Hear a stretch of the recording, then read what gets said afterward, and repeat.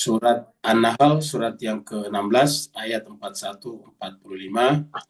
Mari kita masuk ke screen dan membuka kitab suci kita masing-masing. Bagi yang ingin membaca kitab sucinya, dan kita buka surat yang ke-16, ayat 41-45.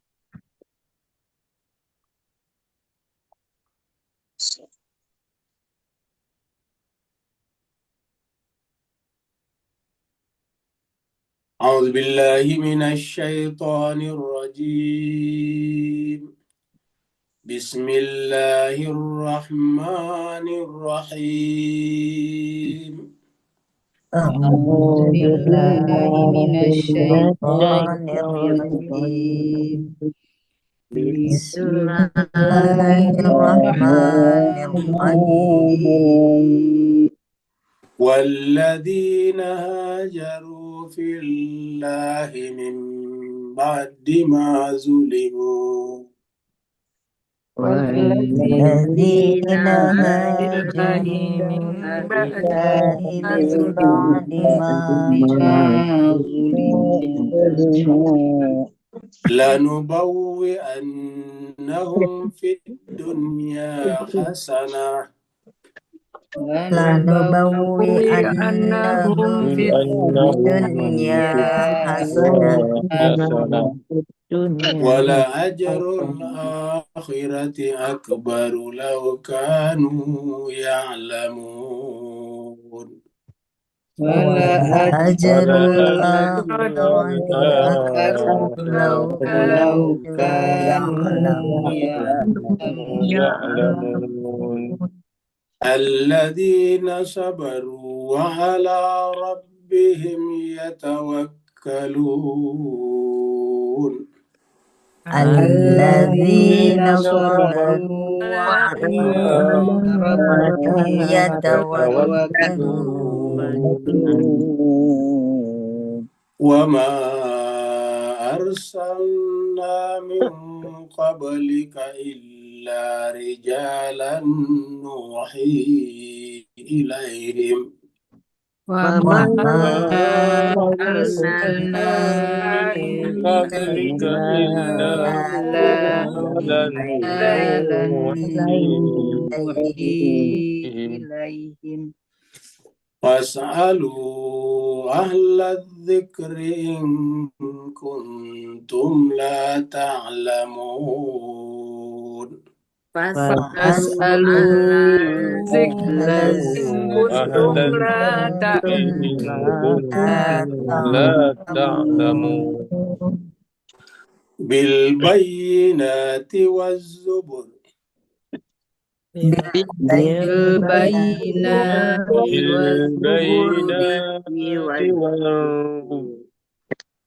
وأنزلنا إليك الذكر لتبين للناس ما نزل إليهم وأنزلنا إليك الذكر لتبين للناس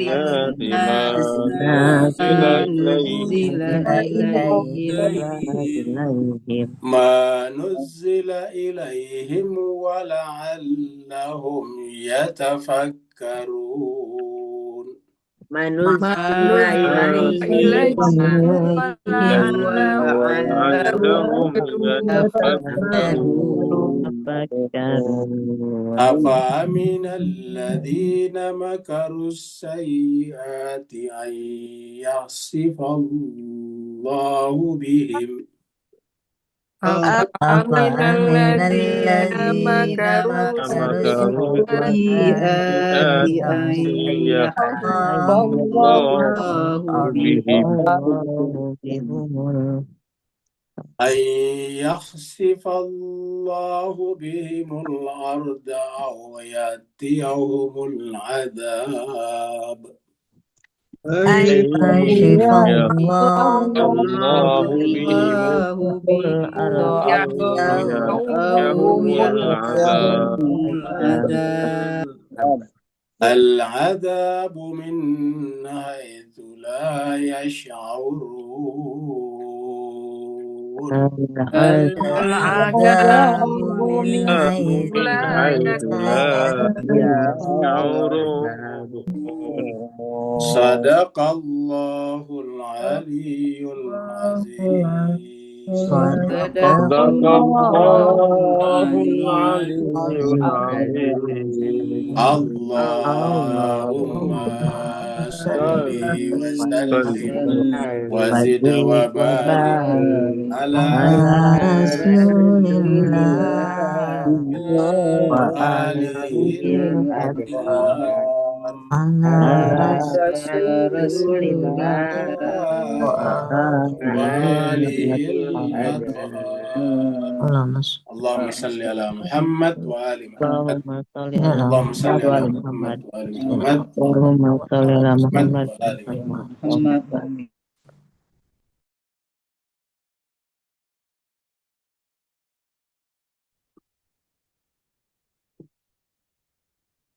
Terima kasih banyak jemaah sekalian dimanapun berada yang telah ikut pada malam hari ini membaca ayat-ayat suci Al-Quran.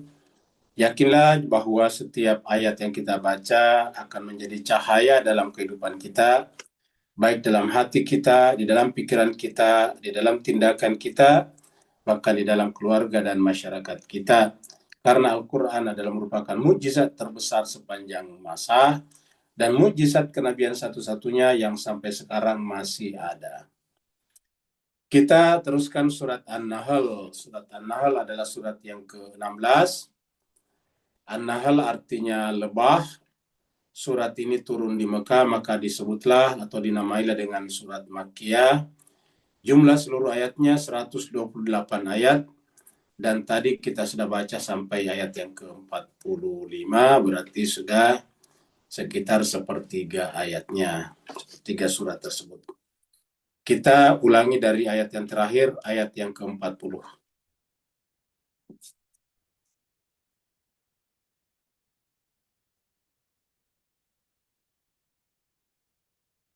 Di ayat terakhir Allah SWT berfirman, A'udzubillahi minasyaitonirrajim, Bismillahirrahmanirrahim. Innama qauluna li syai'in idza aradnahu an naqula lahu kum fayakun. Hanya saja firman kami, perkataan kami, li syai'in kepada sesuatu yang ingin diadakan.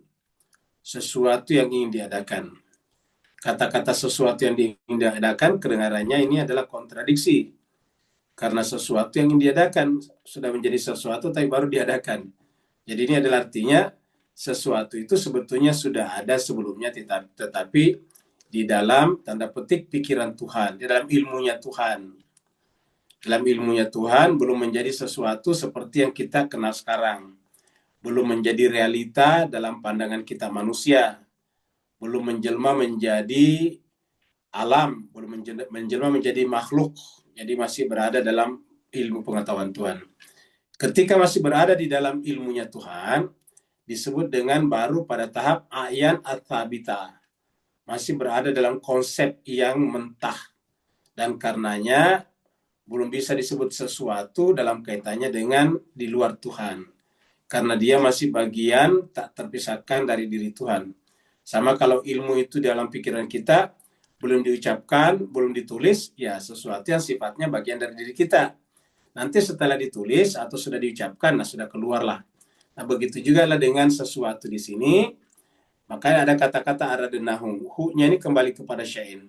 Apabila kami menghendaki sesuatu itu, cukup kami berkata kepada sesuatu ini, kun fayakun, jadi maka jadilah. Jadi artinya apa? Tuhan dalam menciptakan sesuatu tidak terikat oleh proses, tidak terikat oleh hukum-hukum, termasuk hukum-hukum alam. Kenapa? Karena Tuhan berada di atas segala-galanya, dan segala-galanya adalah bagian daripada makhluk Tuhan, sehingga kalau Tuhan ingin menciptakannya, cukup mengatakan kun fayakun. Ayat 41. Ini tenda pengungsian masih bagus ya. Kalau tenda-tenda pengungsian saudara-saudara kita di Gaza itu sangat memprihatinkan ya. Sudah robek-robek, sudah sering dibakar dengan tembakan oleh Israel. Nah, luar biasa. Jadi tenda begini masih sangat rapi kelihatan. Tapi dan sedikit kalau saudara-saudara kita di Gaza, hampir 2 juta penduduknya itu semuanya hidup dalam tenda-tenda yang setiap saat bergerak dari satu tempat ke tempat lain. Begitu tingginya penderitaan mereka. Walladzina hajaru fillahi min ba'di ma zulimu. Dan orang-orang yang berhijrah di jalan Allah min ba'di ma zulimu, setelah mereka itu teraniaya, terzalimi, lanubawi annahum, kami akan menempatkan mereka fit dunia, di dunia hasanah, wala ajrul akhirati akbar, dan imbalan di akhirat lebih besar lagi. Laukanu ya'lamun, seandainya manusia mengetahuinya. Untuk memahami kasus keadaan saudara-saudara kita di Gaza hari ini, yang sudah berlangsung sejak tahun 40-an, bahkan sebelum 40-an, ketika negara-negara barat, negara-negara kolonial pada saat itu, menempatkan beberapa ratus ribu orang Israel ataukah orang beragama Yahudi di tanah-tanah Palestina. Maka sejak itu kemudian saudara kita di Palestina menghadapi prahara yang luar biasa sampai sekarang. Jadi keadaan yang sekarang di Gaza, jangan bayangkan ini terjadi setelah tahun 2023, setelah penyerangan Hamas ke Israel. Enggak benar. Ini terjadi sejak sebelum 48. Ya. Sebelum Israel menyatakan diri berdiri oleh Ben Gurion, didukung oleh negara-negara Amerika dan negara-negara Eropa. Sebelum itu mereka sudah menderita. Mereka sudah dicaplok tanahnya, mereka sudah diperangi, mereka sudah diambil aset-asetnya dalam bentuk rumah dan tanah-tanah pertanian mereka. Sejak itu mereka berada dalam prahara sampai sekarang. Jadi kalau dihitung dari 40, katakanlah 45 sampai sekarang, 45 ke 25 itu pas 80 tahun. 80 tahun itu kalau per 25 tahun satu generasi, berarti sudah 3 generasi.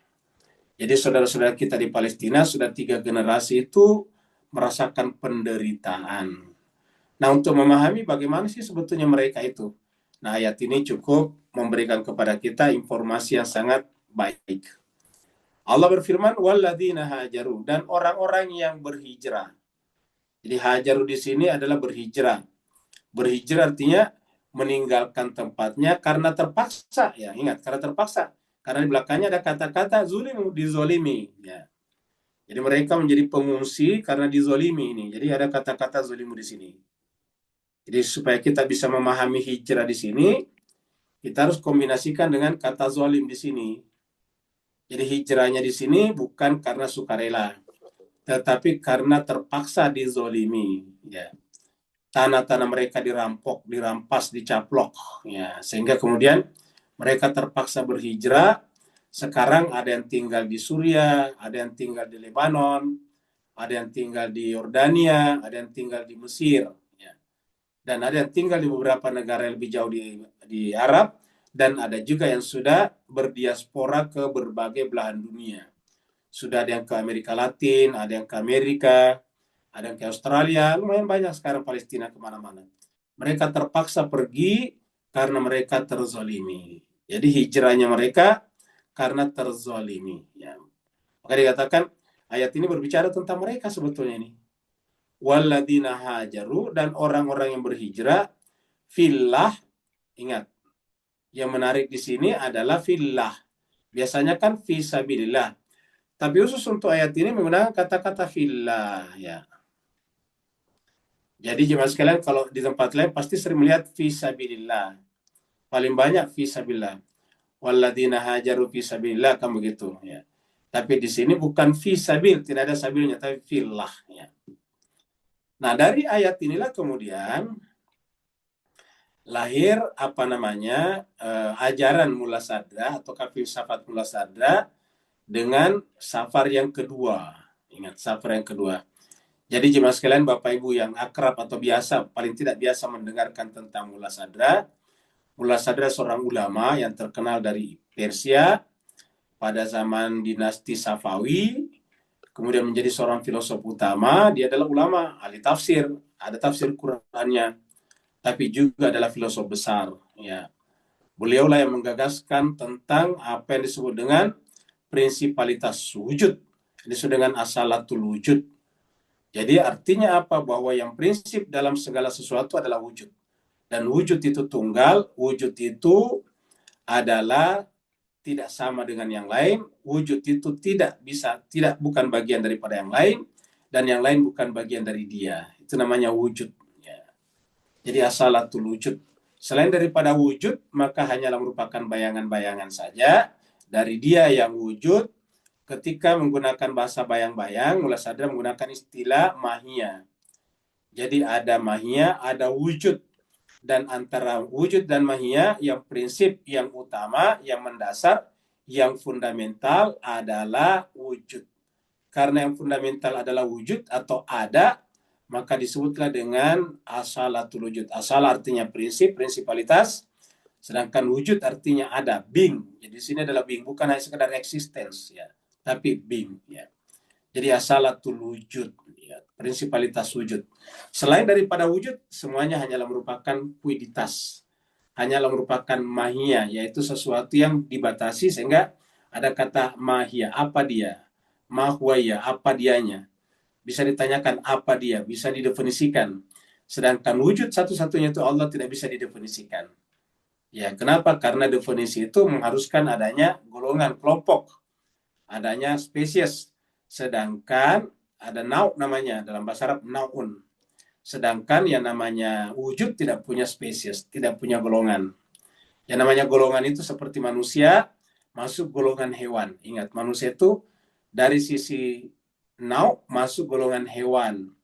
Makanya kalau manusia didefinisikan, disebutkan golongannya dulu, baru pembedanya, baru diferensianya namanya.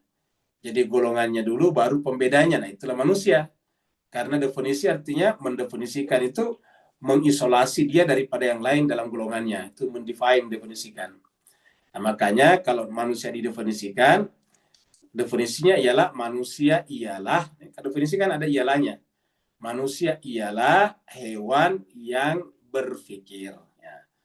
Kenapa disebut hewan? Karena manusia golongan hewan. Ada yang bukan golongan hewan? Ada golongan tumbuh-tumbuhan. Ada golongan benda mati. Ada golongan malaikat, itu golongan namanya. Manusia itu adalah golongan hewan yang berpikir. Jadi manusia adalah hewan yang berpikir. Jadi hewan itu adalah golongannya, berpikir adalah pembedanya, diferensianya namanya. Jadi hewan itu pembedanya apa? Berpikir pembedanya. Artinya bedanya manusia dengan kambing, dengan sapi, dengan gajah, dengan harimau, dengan yang lain adalah berpikir. Jadi satu-satunya hewan yang berpikir adalah manusia. Tidak boleh ada yang lain. Kalau ada yang lain berarti manusia bukan hanya kita yang berkaki dua, mungkin ada yang lain. Jadi manusia adalah hewan yang berpikir. Itu namanya golongan dan diferensia. Dengan demikian, kalau wujud, bagaimana mendefinisikannya? Tidak ada golongannya. Karena seluruh golongan tercakup di dalamnya, yaitu wujud adalah satu-satunya realitas, wujud adalah satu-satunya yang menjadi ada, yang lain hanya merupakan bayangan saja. Wujud yang tunggal itulah yang oleh Ibnu Sina disebut dengan wajibul wujud. Ini juga yang disebut oleh Ibnu Arabi. Sedangkan selain daripada wajibul wujud adalah mumkinul wujud, bahkan kata Ibnu Sina ada yang disebut dengan mumtani al wujud, wujud yang mustahil. Nah, seperti itu. Nah, bagaimana pendapat Mullah Sadar tadi? Mullah Sadar mengatakan perjalanan kedua itu adalah perjalanan di dalam Allah. Jadi perjalanan pertama adalah minal khalq ilal haqqi. Dari khalq, dari ciptaan, dari makhluk menuju kepada khaliq, kepada Allah al-haq. Itu perjalanan pertama. Kalau perjalanan kedua adalah fil haq, perjalanan di dalam al-haq, di dalam Allah. Kalau al-haq itu kita kasih nama Allah, maka perjalanannya di dalam Allah, bukan lagi minal khalq ilal haq. Kalau kita minal khalq ilal haq, maka otomatis butuh yang namanya jalan. Maka lahirlah fisabilillah. Nah, sedangkan di sini tidak menggunakan kata fisabilillah. Jadi sabilnya sudah tidak ada. Kenapa? Karena sudah di dalam fillah. Dengan demikian, kata atau ayat ini mempunyai bisa dimaknai dengan dua hal. Yang pertama adalah berhijrah seperti yang dikatakan ayat ini secara lahir, yaitu berpindah dari satu tempat ke tempat lain, seperti orang Palestina yang tadinya tinggal di tepi barat, atau tinggal tadinya di yang disebut Tel Aviv sekarang, yang dulu disebut dengan bagian apa dalam Palestina, lalu kemudian berkumpul di Gaza. Itu hijrah juga namanya. Kan tadinya mereka tinggal di seluruh yang disebut Israel sekarang. Jadi seluruh peta Israel sekarang ini adalah tanahnya Palestina. Nah, orang-orang yang berkumpul di Gaza adalah dari tempat-tempat itu. Jadi mereka dari tempat-tempat yang sekarang disebut dengan Tel Aviv, yang sekarang disebut dengan macam-macam itu. Nah, jadi mereka terusir dari sana, dizolimi, dipaksa, lalu kemudian berkumpullah di Gaza. Makanya Gaza itu adalah merupakan daerah kecil, tetapi penduduknya 2 juta. 2 juta orang. Makanya Gaza kalau lihat di Google adalah wilayah paling padat di dunia. Jadi penghuninya per kilometer itu banyak sekali, per kilometer persegi. Nah, mereka tinggal di sana jemaah sekalian sebagai itulah hijrah karena mereka dianiaya. Pengertian yang kedua adalah tadi perjalanan rohani ketika sampai kepada perjalanan kedua versi mula sadar tadinya. Ya.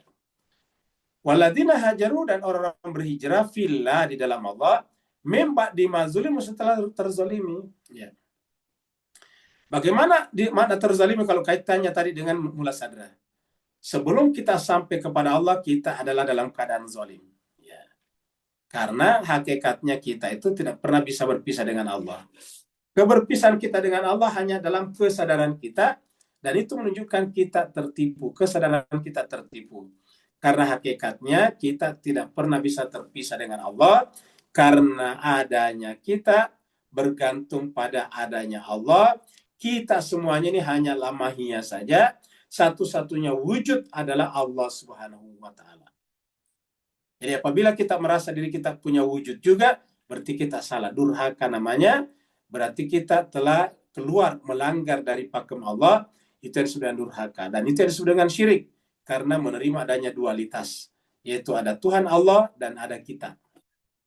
Kalau kita percaya bahwa Allah itu cuma satu, la ilaha illallah atau la ilaha illahu, maka tidak boleh ada dualitas, apalagi banyak, ya, multiplisitas, apalagi banyak, nggak mungkin. Nah, Allah mengatakan orang-orang berhijrah di dalam Allah setelah mereka terzalimi, lalu bawi annahum, kami pasti akan menempatkan mereka. Ingat ini Bapak Ibu sama berbagai, ingat ini kata-kata Allah. Lamnya di sini taukid, nun tasydid di sini ada taukid.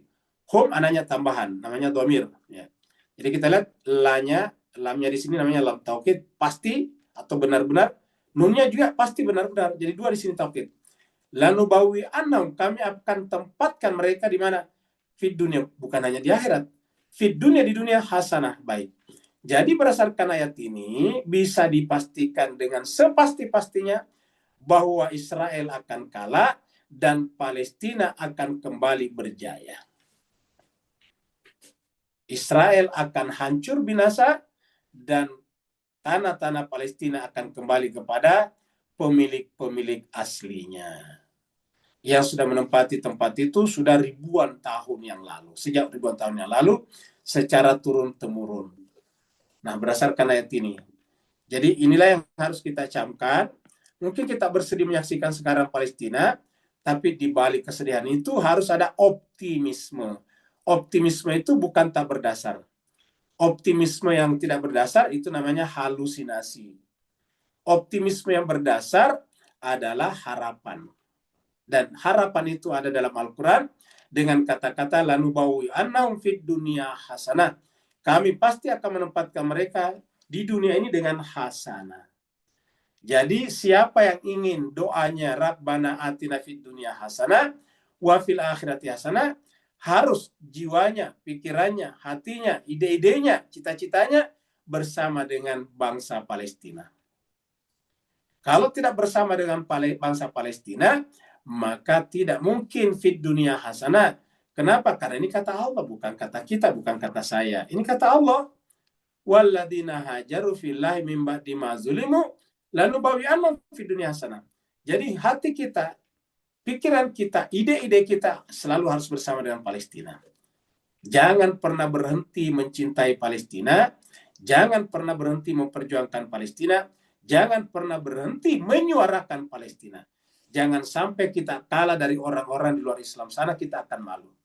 Jangan sampai kita seperti kata meme ataukah candaan-candaan di media sosial yang mengatakan klakson mobilnya jangan dibunyikan karena 50 lebih negara Islam sedang tertidur.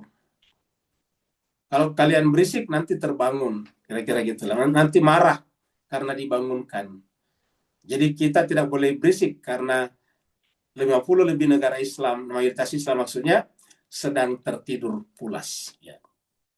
Sedang tertidur pulas. Mulai marah ketika apa? Ketika negaranya ditembak oleh Israel. Ya. Marahlah Qatar karena kemarin ditembak Israel, 5 atau 4 orang tokohnya Hamas meninggal dunia. Sebetulnya kalau memang Qatar itu marah, gampang sekali. Logika marahnya ada. Apa logika marahnya? Sederhana, yaitu usir pangkalan Amerika dari sana. Kenapa?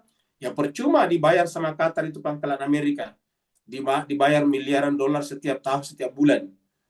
Buktinya tidak menangkal kemarin apa namanya? Rudalnya daripada drone-nya daripada Israel. Terus apa kerjanya pangkalan Amerika di sana? Katanya menjaga Qatar, dibayar per bulan. Ya, buktinya masuk. Pura-pura Donald Trump tidak tahu. Ya kalau tidak tahu harus harus dihukum Israel, tetapi faktanya tidak. Jadi semuanya justru hanyalah sandiwara. Inilah sandiwara yang sesungguhnya. Inilah wayang yang sesungguhnya. Ya. Inilah drama yang sesungguhnya. Bukan ketika Iran menyerang Israel, drama. Justru ini drama yang sesungguhnya. Kalau Qatar benar-benar marah, sederhana. Usir pangkalan Amerika yang ada di Doha. Karena tidak ada gunanya membiarkan drone Israel masuk menyerang pemukiman yang di situ ada orang yang seharusnya dilindungi oleh hukum internasional, yaitu wakilnya Hamas yang ingin melakukan perundingan. Dan perundingan ini juga diinisiasi oleh PBB. Artinya apa? Perundingan ini diharapkan semua orang bisa melahirkan gencatan senjata permanen, kan begitu. Tapi bagaimana bisa terjadi gencatan senjata permanen kalau diam-diam wakilnya orang tiba-tiba ditembak, dibunuh? Ini kan benar-benar pelanggaran hukum yang sangat serius, hukum internasional.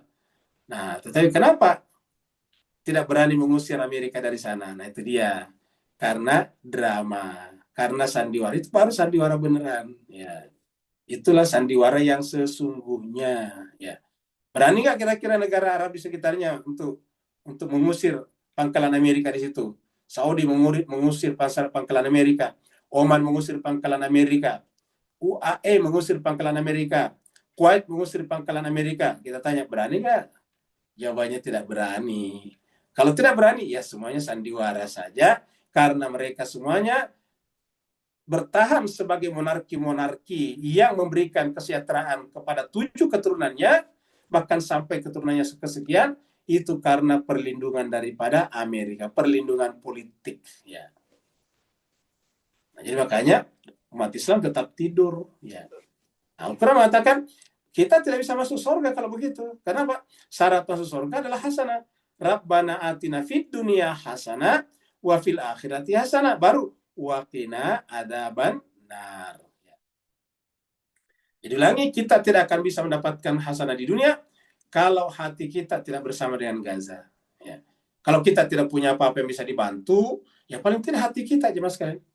Kita tidak punya uang untuk membantu, kita juga bukan ustadz atau penceramah yang bisa menyuarakan suara Palestina. Ya paling tidak hati kita harus bersama dengan Palestina. Jangan pernah berhenti menyuarakan Palestina. Jangan pernah berhenti mencintai Palestina, karena mencintai Palestina bukan persoalan mencintai bangsa Arab yang ada di Palestina, tetapi mencintai kemanusiaan. Dan mencintai kemanusiaan adalah hakikat daripada keadilan. Tidak ada keadilan kalau tidak ada kemanusiaan. Makanya sense of justice adalah satu garis dengan sense of humanity. Tidak akan ada justice kalau tidak ada humanity. Jadi lalu bau ya nam fid dunia hasanah. wala ajrul akhirati akbar. Dan di akhirat mendapatkan lebih baik lagi. Jadi di dunia ini mendapatkan hasanah, dan di akhirat nantinya akbar, lebih besar lagi nih. Jadi Bapak Ibu sekalian, kalau Bapak, Ibu, Tuan, dan Puan semuanya yakin pasti akan mati, dan harusnya yakin Bu ya, Pak, Bu, Puan, dan Tuan harus yakin. Tidak boleh tidak yakin, karena memang kita pasti mati. Nah, kalau kita sudah yakin pasti mati, ya harus yakin juga. Harusnya kita mendapatkan nilai yang lebih besar di sana. Dan nilai yang paling besar di sana adalah apabila kita mendukung orang hijrah setelah terzalimi. Karena ayatnya, wala ajrul akhirati. Bagi mereka ada pahala di akhirat, akbar yang jauh lebih besar. Lao seandainya kanu mereka ya'lamun mengetahui. Jadi ada kata seandainya, artinya banyak yang tidak mengetahuinya.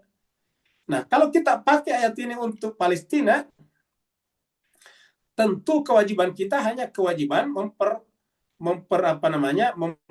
membela Palestina secara lahiriah, secara duniawi. Kalau dia sudah meninggal dunia karena bom dan sebagainya, tentu tidak bisa mengatakan kasihan mereka. Kenapa? Ya Tuhan punya urusan. Ya. Kewajiban kita di dunia adalah menegakkan kemanusiaan, menegakkan keadilan, menegakkan justice, menegakkan humanity. Tapi setelah meninggal dunia, itu kita serahkan kepada Allah, karena bukan wilayah kita lagi, bukan zona kita lagi, itu adalah zonnya Allah. Ya. Dan kalau sudah zonnya Allah, Allah punya urusan. Dan Allah menjanjikan di sini, lanubawi annam fid dunya hasanah wala ajrul akhirati akbaru law kanu ya'lam. Seandainya mereka mengetahuinya. Jadi inilah yang terjadi pada orang-orang Gaza yang terbunuh setiap hari karena bombardemen atau bombardiran daripada Israel. Law kanu ya'lamun. Kita lihat surat Ali Imran.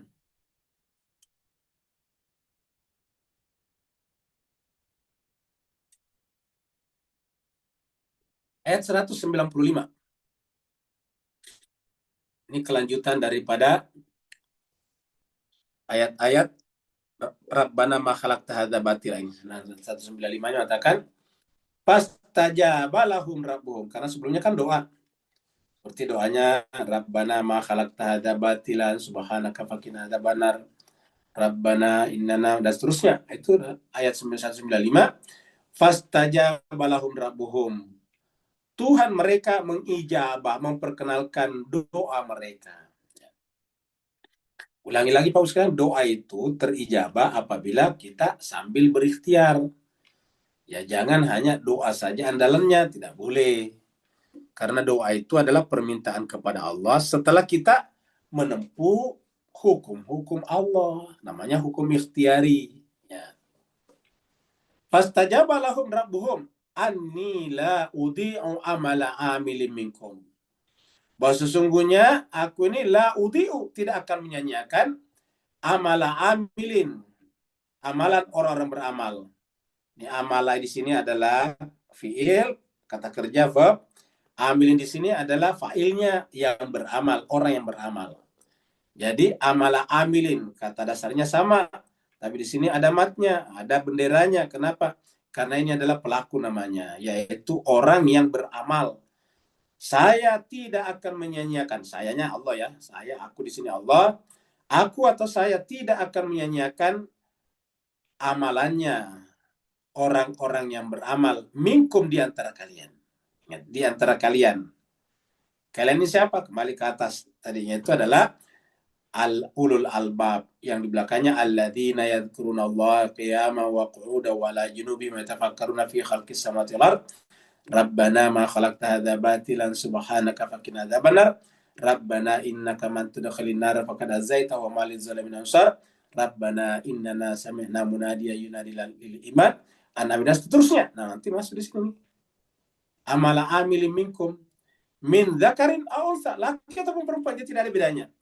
Jadi orang Islam tidak perlu diajari tentang persamaan gender.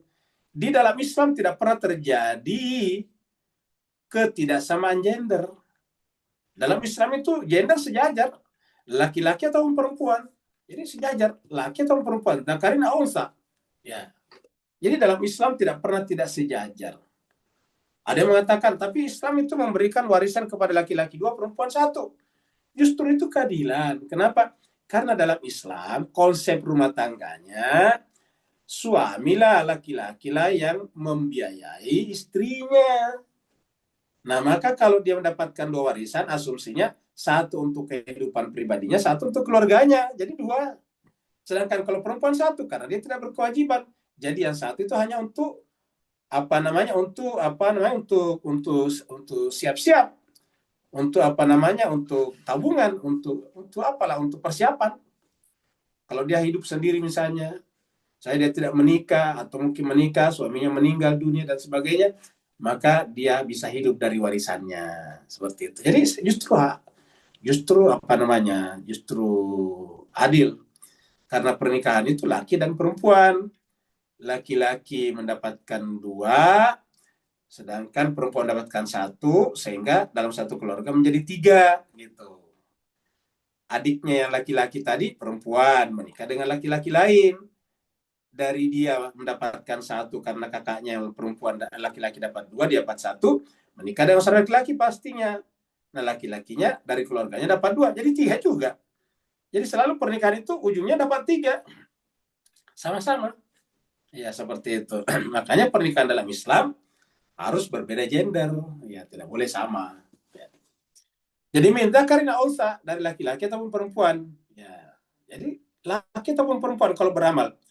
Jadi cuma sekalian berbahagia, siapapun kita, apapun jenis kelamin kita, male atau female, maka harus beramal dengan sungguh-sungguh karena Allah tidak membedakan kita. Ya. Amilin di sini bisa laki-laki, bisa perempuan. Ba'dukum min ba'din. Ingat, laki dan perempuan itu hakikatnya 1. Kata-kata ba'dukum min ba'din itu artinya apa? Sebagian kalian yaitu perempuan, min ba'din dari laki-laki. Begitu ya sebaliknya, laki-laki dari perempuan. Ya. Laki-laki dari perempuan. Laki-laki yang besar badannya itu, yang berewokan, yang yang otot-ototnya kencang itu, justru ingat, dia berasal dari tubuh perempuan yang lembut. Jadi tidak perlu dia membanggakan ototnya laki-laki itu. Kenapa? Dia berasal dari wanita yang lembut, luar biasa. Sampai sekarang belum ada laki-laki yang lahir dari bapaknya. Selalu lahir dari ibunya. Ya.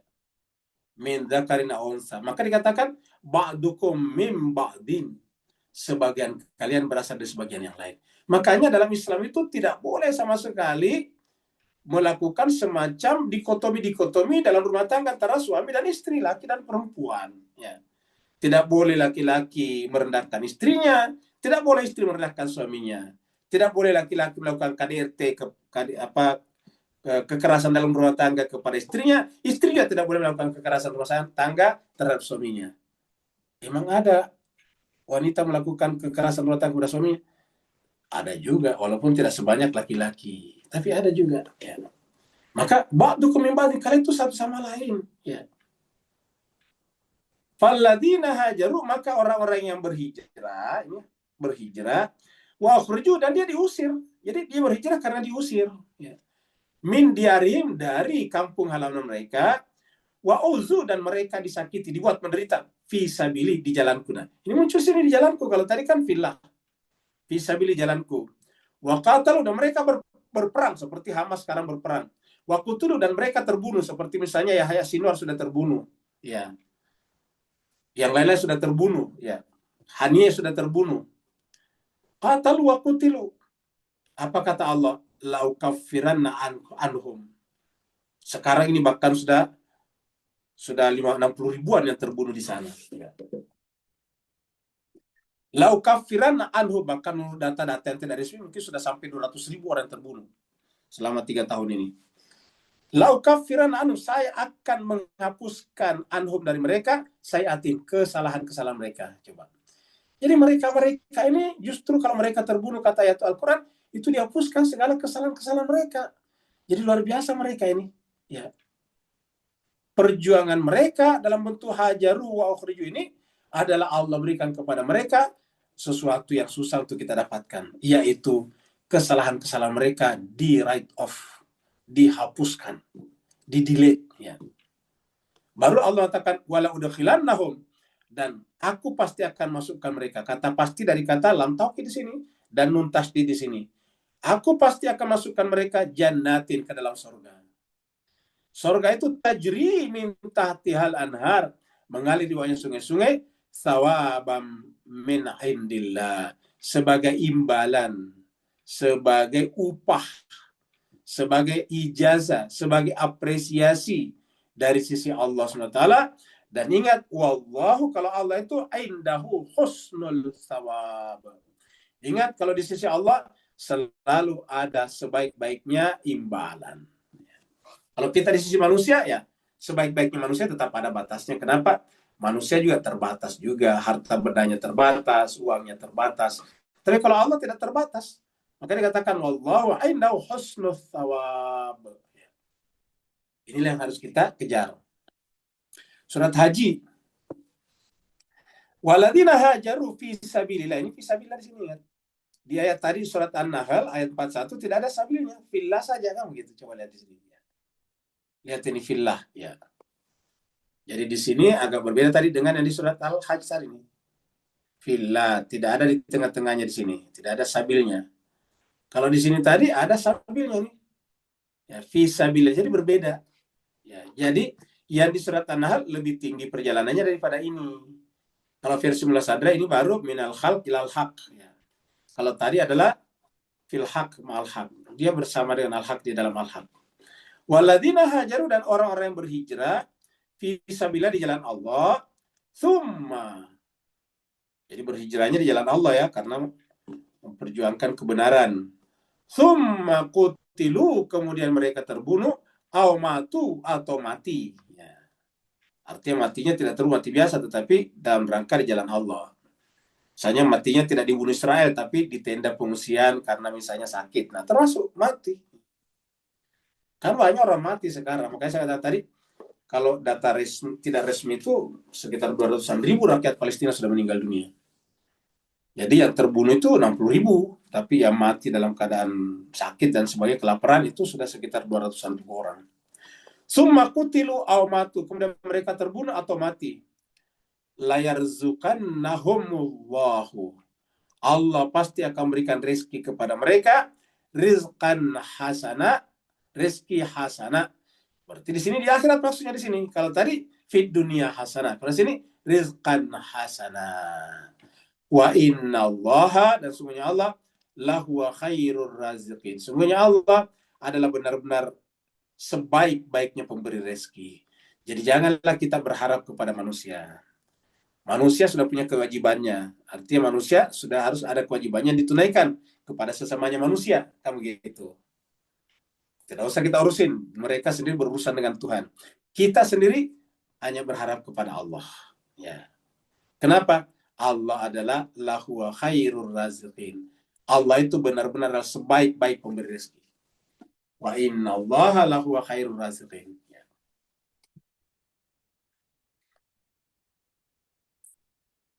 Kita lanjut ayat 42. Inilah wajah-wajah pengungsi di Palestina atau di Gaza.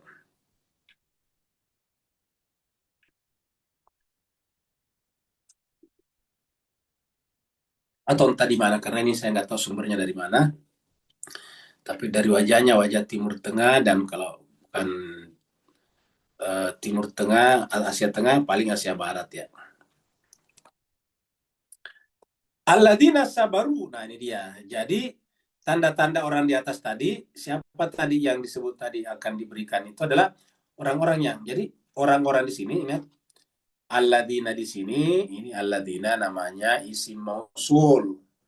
Ini namanya kata sambung terhadap yang di atas tadi di sini, yang di sini nih tadinya nih. Nah yang ini, ya ini siapa di sini? Ya tentu ini tadi. Hajaru walladzina hajaru fillahi. Ya. Karena ini merujuk kepada wala ajrul akhirati. Allah pasti akan berikan pahala yang besar kepada mereka. Nah, siapakah mereka yang diberikan pahala yang besar ini? Ya, didefinisikan kembali di sini. Kalau di sini sebutkan hajaru fillah, karena hijrah itu butuh waktu yang lama, tinggal di pengungsian, maka disebutkan di berikutnya tadi di sini adalah sabar. Nah ini, alladzina sabaru, orang-orang yang sabar. Jadi orang-orang yang sabar di sini ya.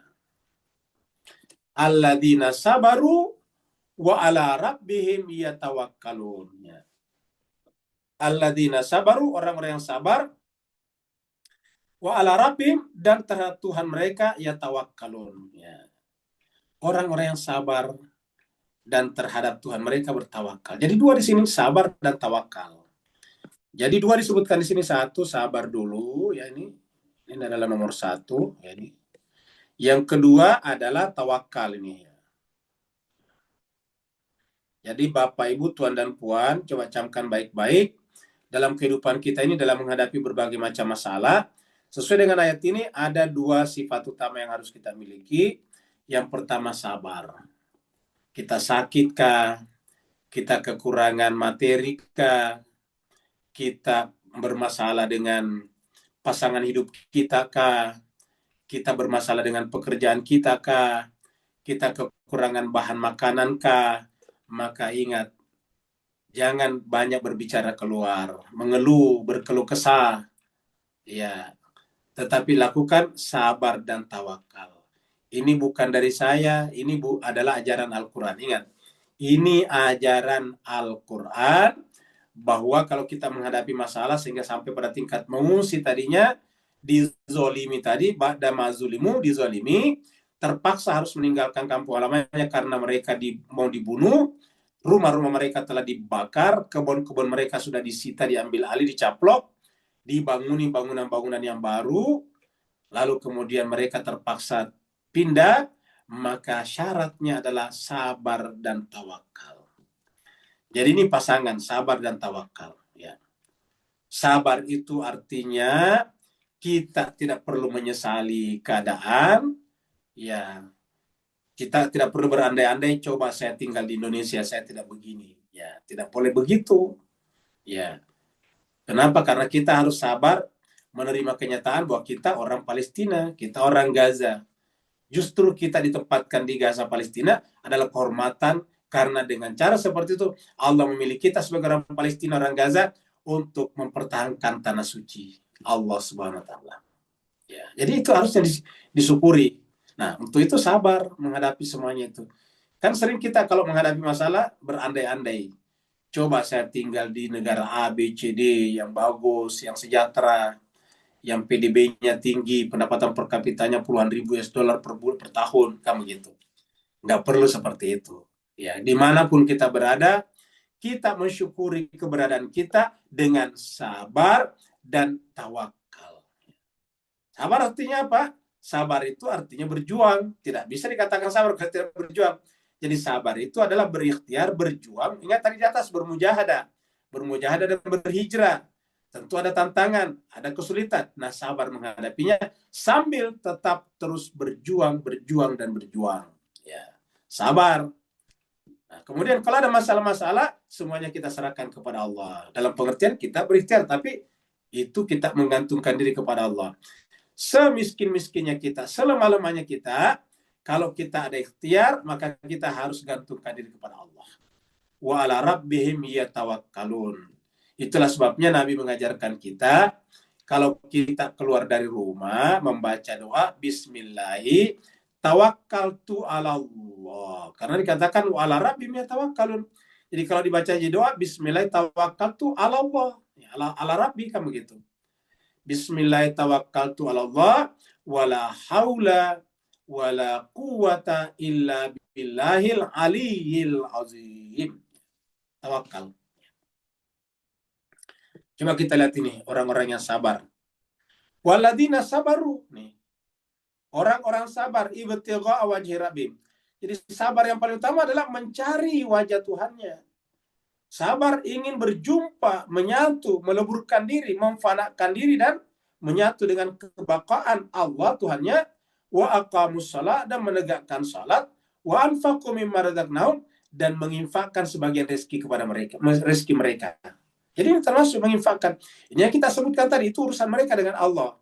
Setiap orang yang punya hubungan-hubungan dengan kita, mereka punya kewajiban terhadap sesama yang datang dari Allah. Wa anfaqu mimma razaqnahum.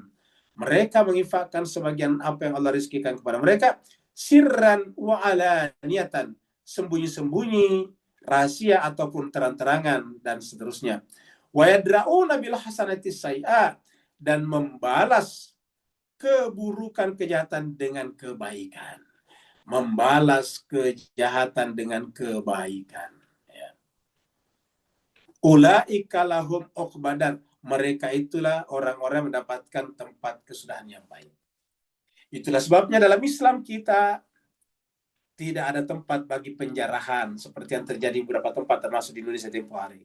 Kita marah kepada koruptor misalnya, tetapi kemarahan kita kepada koruptor harus dibawa ke dalam jalan hukum yang dibenarkan. Tidak boleh dengan cara-cara yang bersifat anarkis. Ya. Harus bawa kepada cara-cara yang legalistis. Ya. Tidak boleh dengan cara seperti itu. Bolehkah hartanya koruptor disita? Boleh. Tapi oleh negara melalui proses peradilan yang fair, yang adil. Ya. Bukan kita orang per orang. Kenapa? Karena aslinya kalau orang Islam itu yadra'una bil hasanati sayyi'ah. Kejahatan dibalas dengan kebaikan. Kalau mereka jahat baru kita membakar rumahnya dan merampok hartanya, ya sama saja. Kejahatan dibalas dengan kejahatan. Sama saja posisi kita. Nah, hanya orang yang membalas kejahatan dengan kebaikan itulah ulaika lahum uqbadar. Surat Fussilat 4135. Wa ma yulaqaha illa alladziina sabaru. Tidak ada yang bisa menjumpai Allah SWT, atau tidak bisa ada yang sampai kepada akhirat itu, pada surga, illa kecuali alladzina sabaru, orang sabar. Jadi ingat, tidak ada yang bisa kecuali orang-orang yang sabar. Ya. Wa ma yulaqaha illa dzu hazzin adzim. Dan tidak ada orang diberikan kepadanya, dijumpakan dengan kebaikan, atau katakanlah Allah itu, akhir surga itu, illa kecuali bahwa orang itu mendapatkan hazin azim, keberuntungan yang besar. Jadi siapa yang dimasukkan ke dalam surga karena kesabarannya, maka dzu hazin azim. Mereka lah orang-orang yang memiliki keberuntungan yang besar.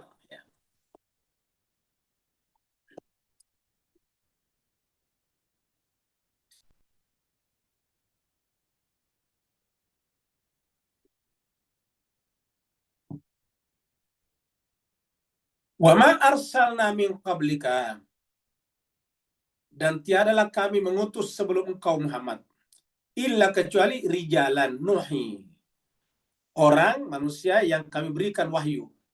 Jadi wa ma arsalna min qablika, kaknya Nabi Muhammad di sini, illa kecuali rijalan. Ya. Secara harafiah rijalan itu laki-laki, tetapi dalam bahasa Arab juga kalau bercampur laki dan perempuan biasanya menggunakan bentuk laki-laki. Ya. Karena dalam Al-Quran itu tidak ada in between, tidak ada antara. Jelas harus laki atau perempuan. Bagaimana kalau campur? Nah, menggunakan bentuk laki-laki begitu. Maka dikatakan illa rijalan. Bahwa memang nabi-nabi itu adalah laki-laki. Tapi tidak benar kalau hanya laki-laki yang diberikan wahyu. Dalam Al-Quran diabadikan banyak perempuan dapat wahyu. Contohnya siapa? Maryam. Kan diwahyukan kepadanya melalui Jibril bahwa kamu akan punya anak. Ya. Jadi Maryam itu belum hamil, sudah tahu ntar dia hamil. Dari mana? Ya bocoran dari langit, kan wahyu namanya. Ya. Ibunya Nabi Musa belum melahirkan, sudah disampaikan Tuhan. Itu wahyu juga, bocoran dari langit juga. Wahai ibu Musa, nanti kalau kau melahirkan, supaya anakmu tidak dibunuh oleh orang-orangnya Fir'aun dan kamu bisa menyusui kembali anakmu, maksudnya bisa tetap terpelihara dengan anakmu, maka hanyutkanlah anak itu di sungai, di sungai Nil. Nah, seperti itu. Nah, itu kan wahyu, dan itu perempuan. Iya, seperti itu. Ya, dalam Al-Quran itu ada berapa perempuan yang juga disebutkan dapat wahyu. Ya. Jadi illa rijalan nuhi ilaihim fas'alu ahla dzikri. Nah, dikatakan wa ma arsalna min qablika illa rijalan, kecuali orang-orang yang kami wahyukan. Jadi artinya yang namanya utusan Tuhan itu harus mendapatkan wahyu. Ini dia. Ya, ini harus dapatkan wahyu. Ya. Jadi wahyu. Karena dengan wahyu berarti ilmunya itu ilmu huduri, ilmu dari langit, bukan ilmu husuli. Ya. Wa ma arsalna kami qablaka illa rijalan nuhi ilaihim, kami wahyukan kepada mereka. Fas'alu ahla dzikri, maka tanyalah kepada ahli zikir. Siapa yang sudah ahli zikir di sini? Ahli Al-Qur'an, ahli wahyu di sini. Ya. Kalau kita lihat di sini ahli zikir ini, ahli zikir. Maksudnya di sini wahyu di sini. Dalam bentuk buku namanya Quran. Quran. Ini. Quran. Jadi saya katakan fas'alu ahlal Qur'ani in kuntum la ta'lamun. In kuntum la ta'lamun. Jika kalian benar-benar tidak mengetahuinya. Nah, sekarang apakah semua orang yang pintar Al-Quran atau baca Al-Quran berarti masuk kategori ini? Tidak juga. Kalau yang dijawabkan bukan dari Al-Quran, berarti bukan. Yang dimaksud ahli dzikir di sini bukan hanya hafal Quran, tetapi jawaban-jawabannya itu adalah Al-Quran. Karena kata-kata in kuntum la ta'lamun itu artinya kalau kamu tidak mengetahui, kamu berarti informasi ilmu. Dan ilmu apa maksudnya? Ulumul Quran, apa? Ilmu Allah dalam Al-Quran. Ya. Itu adalah ilmu Allah di dalam Al-Quran. Jadi tanya Allah ahli Quran supaya jawabannya Al-Quran. Seperti itu. Karena bisa saja kita atau saya hafal Al-Quran, fase mengajar Al-Quran setiap hari. Tapi bisa saja pada saat memberikan jawaban kepada seseorang, bukan dari Al-Quran, tetapi dari pendapat pribadi saya, hawa nafsu saya. Bisa. Nah, kalau pendapat dari hawa nafsu saya, atau pendapat dari pribadi saya, maka tentu tidak disebut ahlu zikr sebetulnya. Ya. Karena jawabannya adalah bersifat subjektif, bersifat individual, bersifat personal. Ya. Nah, harusnya adalah jawabannya adalah Al-Quran. Nah, ini yang disebut dengan fas'alu ahla dzikri in kuntum la ta'lamun, agar jawabannya itu adalah Al-Quran, karena Al-Quran itu adalah ilmu yang banyak kalian tidak ketahui. Saya kira Bapak kan jelas ya. Kenapa disebut ahla dzikr? Karena ini dalam Al-Quran kata-kata ini muncul 2 kali. Dalam Al-Quran ini kalimat yang mirip dengan ini muncul 2 kali. Fas'alu ahla dzikri in kuntum la ta'lamun itu muncul 2 kali dalam Al-Quran. Mari kita lihat lagi di sini. Kita lihat dulu surat Yusuf. Surat Yusuf, Allah berfirman, Yusuf ayat 109, ya, 12:109. Wa ma arsalna min qablika illa rijalan, mirip tadi permulaannya. Tiadalah kami mengutus sebelum ke Muhammad Rasul kecuali rijalan.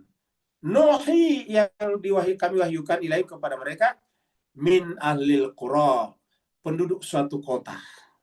Penduduk suatu kota. Jadi rata-rata kalau Rasul itu dari kota. Kenapa? Karena kota paling banyak penduduknya. Dan biasanya kultur mengalir dari kota ke daerah. Min ahlil qura. Afalam yasiru fil ard. Apakah mereka tidak berjalan di muka bumi? Fayanzuru, lalu mereka memperhatikan. Kaifa kana akibatul ladina min qablihim.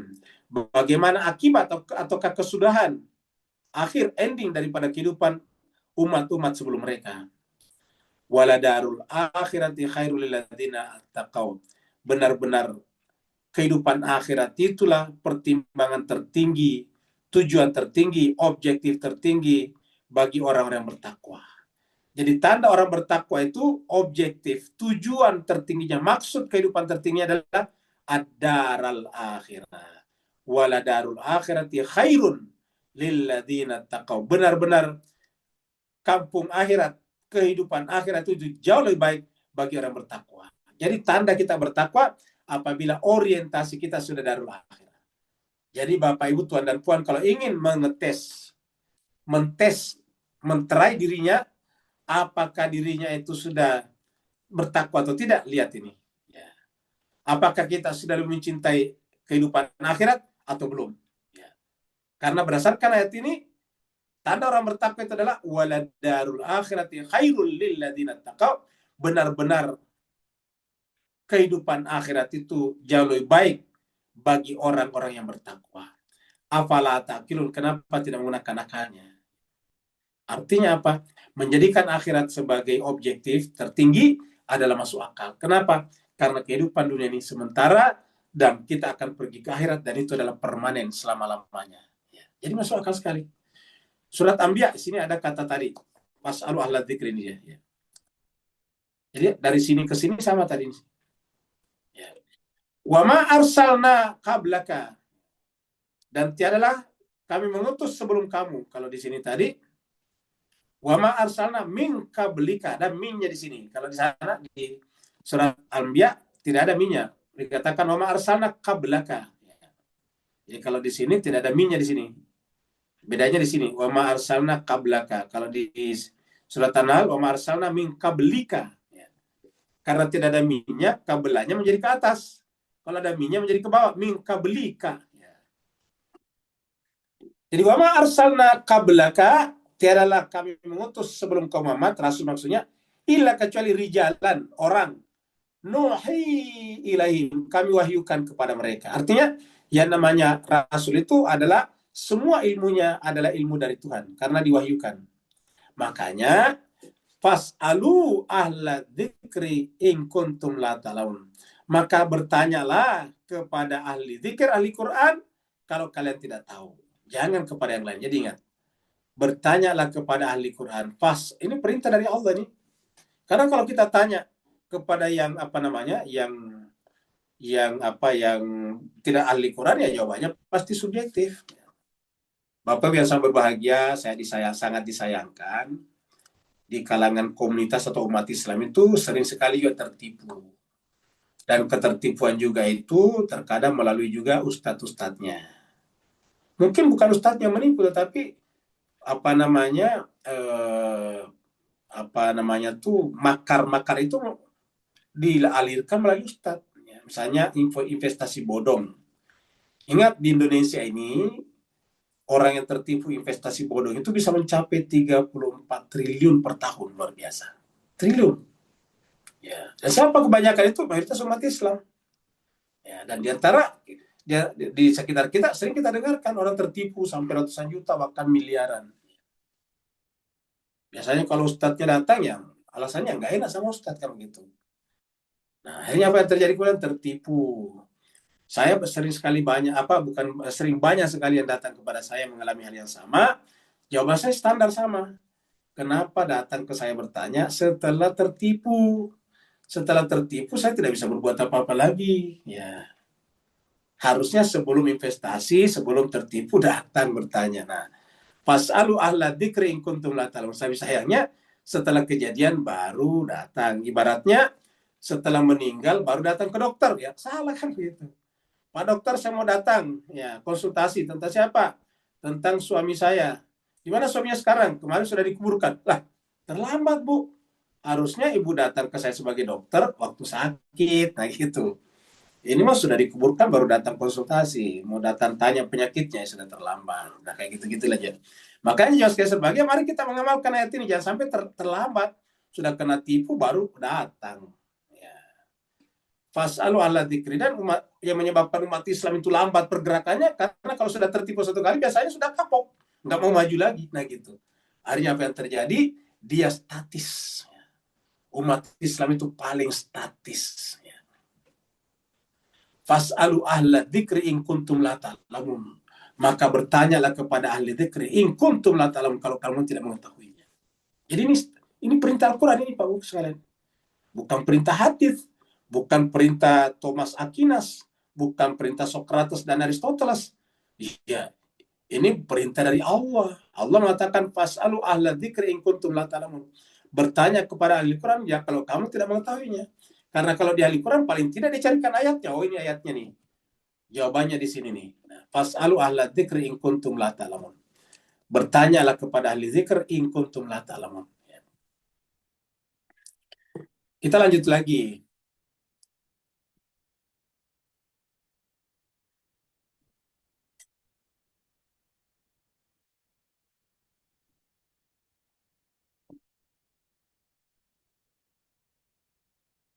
Bil bayyinati waz zubur. Ya, jadi Al-Quran itu kan tadi di atas ini bertanyalah kepada ahli dzikir kan begitu tadi jemaah sekalian ya. Coba kita kembali lagi tadi sini. Ini kan 43. Fas'alu ahla dzikri in kuntum la ta'lamun. Bertanyalah kepada ahli zikir kalau kamu tidak mengetahuinya.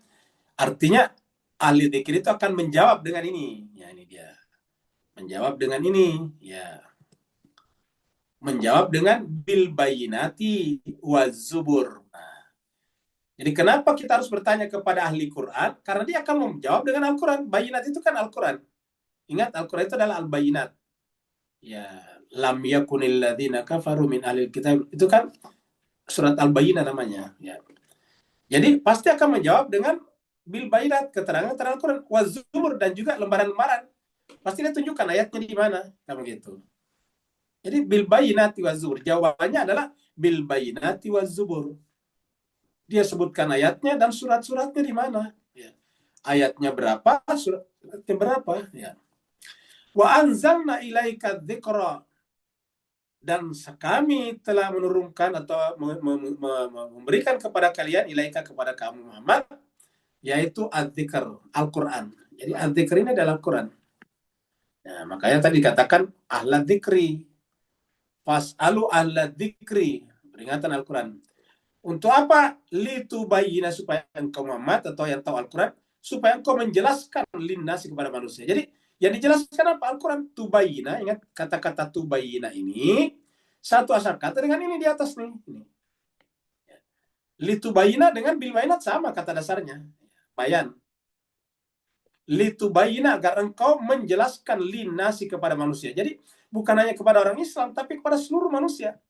Jadi memang ahli Quran itu boleh dikatakan harus ahli dalam banyak hal. Kenapa? Litubayyina linnasi manuzzila ilaihim, apa yang telah diturunkan kepada mereka. Nah, apa yang diturunkan kepada mereka? Tentu Al-Quran, supaya menjelaskan kepada manusia berdasarkan perintah Allah dalam Al-Quran. Wala'allahum, dan agar mereka yatafakkarun, berfikir. Jadi artinya apa? Al-Quran itu bayinat, tubayyina linnasi, itu adalah membuat orang berfikir. Jadi artinya apa? Al-Quran untuk difikirkan. Ketika kita berpikir tentang ayat demi ayat, maka namanya dalam bahasa Al-Quran adalah tadabbur. Afala yatadabbarun Al-Quran. Jelas. Surat Al-Imran 184, Allah firman, fa'in kadzabuka, kalau mereka telah mendustakan kaum Muhammad, mendustakan kenabiannya dan kitab sucinya, faqad kudziba, maka sungguh telah, faqad kudziba rusulun, sungguh rasul-rasul min qablika, sebelum kamu juga telah didustakan. Ya. Jadi rasul-rasul sebelum kamu juga didustakan juga. Ja'u bil bayinat, padahal rasul-rasul itu datang dengan membawa bayinat, keterangan. Wazubur, lembaran-lembaran, wal kitab, dan kitab suci, al-munir, yang memancarkan cahaya kebenaran. Ja'u bil bayinati wazuburi wal kitabil munir, datang dengan membawa keterangan dengan zabur, maksudnya lembaran-lembaran dan kitab yang penuh dengan cahaya. Al-Jasiyah, wa sakhkhara lakum ma fis samawati wa fil ard, dan Allah memudahkan bagi kalian apa saja yang ada di langit dan di bumi. Untuk manusia taklukan. Yang di langit dan di bumi apa saja? Jami'ah, semuanya. Karena semuanya itu adalah minhu, dari Allah. Apa kata Allah? Inna fi dzalika, sungguhnya pada demikian itu, la ayatin, benar-benar ada ayat, liqaumi yatafakkarun. Jadi di sini ada kata yatafakkarun. Yang difikirkan siapa? Alam semesta, di langit dan di bumi semuanya. Sedangkan di sini apa yatafakkarun? Apa yang diwahyukan kepada Nabi. Dengan demikian Al-Quran, kitab suci, sama dengan alam semesta. Ya. Coba lihat, renungkan Bapak Ibu sekalian. Jadi alam semesta adalah Al-Quran yang terhampar dalam bentuk ciptaan, sedangkan Al-Quran adalah alam semesta yang tertuliskan dalam bentuk Alkitab. Ya. Jadi Al-Quran ini adalah alam semesta yang dituliskan, ya, dalam bentuk kitab suci. Jadi antara alam semesta dengan kitab suci adalah sama. Ya. Karena sama-sama, kayak sama-sama di belakangnya ya tafakkarun. Di sini juga ya tafakkarun, ini sama persis. Ya.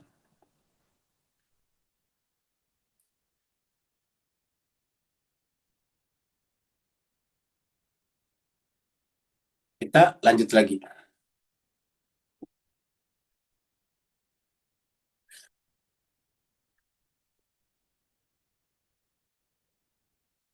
Afa aminal ladzina makarus sayyiati. Apakah orang-orang yang buat makar yang jahat, ya, membuat rencana-rencana jahat seperti Israel sekarang dan Amerika seakan-akan ingin menipu seluruh manusia di dunia. Di dunia kan makar namanya. Ingin menipu manusia seakan-akan mereka itu membela diri, menuntut haknya. Ya, Amerika ingin menegakkan kebebasan, demokrasi, padahal mereka adalah makar buruk, makar jahat. Apa kata Allah? Apakah orang-orang seperti ini merasa aman? An yakhsifallahu bihimul ard, bahwa mereka itu punya kemungkinan untuk ditenggelamkan Allah ke dalam bumi. Jadi berdasarkan ayat ini jemaah sekalian, jangan pernah kita berputus asa terhadap kejadian yang ada sekarang, karena Allah mengatakan, ini bertanya, apakah orang yang buat makar yang buruk itu, tipu daya yang buruk itu, merasa aman dari tindakan Allah suatu saat untuk menenggelamkan mereka ke muka bumi? Awayatiyahumul adab, atau datang kepada mereka adab min haitsu la yashur, dari arah yang tak mereka ketahui, tak mereka sadari. Ya. Jadi artinya kita tidak boleh merasa aman dari sana. Sebelum kita lanjut ke berikutnya, kita wakad makaru makarahum. Sungguh mereka itu telah membuat makar. Wakad makaru, mereka itu membuat makar. Makar itu tipu daya. Ya. Ingat kata tipu daya itu ada kata tipunya yang nggak enak. Makar itu sebetulnya membuat rencana. Ya. Membuat rencana untuk memperdaya orang baik. Nah, setiap orang buruk membuat rencana memperdaya orang baik, hakikatnya makar mereka kembali kepada diri mereka sendiri. Maka ada kata wa makaruhum indallah. Jadi makar mereka itu pasti ada di sisi Allah. Wa qad makaru makarahum wa indallahi makruhum. Mereka buat makar, tetapi ingat di sisi Allah ada makar juga. Artinya apa? Tuhan mengatakan kalau kamu berbuat baik, kamu berbuat baik pada dirimu sendiri, itu kan begitu. Kalau kamu berbuat buruk juga kepada dirimu sendiri. Jadi kalau buat makar, makar itu kembali kepada dirimu sendiri. Itulah hukum Allah, indallah. Ya. Seperti senjatanya orang aborigin, namanya bumerang. Bumerang itu kalau kita lempar kembali kepada diri sendiri. Nah, itu namanya bumerang. Bumerang itu senjata yang kembali lagi ke kita. Ya. Jadi senjatanya orang aborigin, kalau sudah dilemparkan dia balik lagi ke dirinya. Ya, itu namanya bumerang. Nah, bumerang ini bisa baik. Kalau kebaikan kita lempar, dia balik ke kita lagi. Kejahatan kita lempar, kejahatan kembali kepada diri kita. Mengenai diri kita, menimpa diri kita. Wa in kana makruhum, dan sesungguhnya makar mereka itu litazula minhul jibal. Sehebat-hebatnya makar mereka, tidak akan pernah bisa menghilangkan gunung di muka bumi ini. Ya, tidak bisa, apalagi membuat alam bumi ini menjadi hancur, nggak mungkin. Jadi makar mereka mengisolasi Palestina, orang Gaza di Palestina itu tidak seberapa. Allah mengatakan sebesar-besarnya makar mereka, wa in kana makruhum litazula minhul jibal. Ayat terakhir surat Al-Mulk, surat 67 ayat 16. Aamintum man fis sama'i an yakhsifa bikumul ard. Mirip tadi ayatnya tadi sini. Apakah kalian merasa aman dalam membuat makar kejahatan bahwa Allah tidak akan menenggelamkan kalian di muka bumi? Nah, di sini katakan di sini nih. Amintum, apakah kalian merasa aman? Ya. Man fis samawat, man fis sama, terhadap Allah yang ada di langit. Ya. Yang menguasai langit.